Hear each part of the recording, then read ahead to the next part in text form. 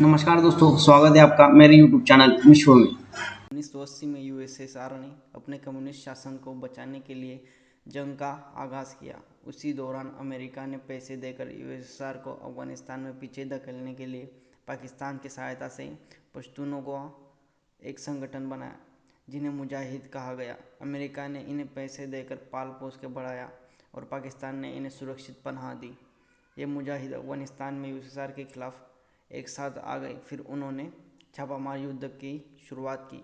इस युद्ध के दौरान इस दौर में 28 लाख लोग यानी कि 3 मिलियन पाकिस्तान चले गए और 15 लाख लोग यानी कि 1.5 मिलियन लोग ईरान चले गए।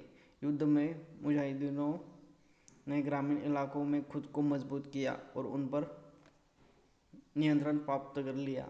यूएसएसआर और सैनिकों ने शहरों पर कब्जा जमाए रखा। मुजाहिदों ने कभी यूएसएसआर के साथ आमने सामने की लड़ाई नहीं की।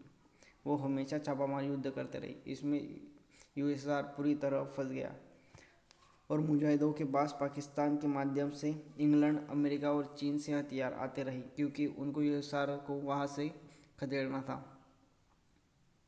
गाँवों में मुजाहिदों का कब्जा होने के कारण रूसी सेना ने वहाँ पर भारी बमबारी की, जिसमें 12 लाख लोगों 12 लाख के करीब लोगों की जान गई, जिसमें मुजाहिद भी शामिल थे और सामान्य लोग भी शामिल थे। 1980 के दशक में अंत तक सहायता राशि $1 अरब तक पहुंच गई। मतलब सहायता राशि मतलब वो जो पैसे मुजाहिदीनों को मिल रहे थे वो।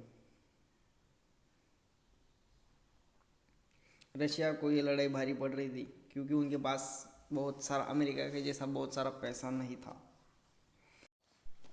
अफगानिस्तान में कम्युनिस्ट शासन ने अपनी नीति बदलते हुए अलोकप्रिय नीतियों को उलट दिया और इस्लाम के प्रति निष्ठा की घोषणा की। अब तक लोगों में विदेशी सैनिक अपनी धरती पे होने के कारण असंतोष बढ़ने लगा था। इसलिए उन्होंने 1986 से अपने सैनिकों को वापस बुलाना शुरू किया और अपनी आखिरी रेजिमेंट 1919 को वहाँ से बाहर निकाली। जब अमेरिका, पाकिस्तान और अफगानिस्तान के बीच जिनेवा में एक संधि पर हस्ताक्षर हुए।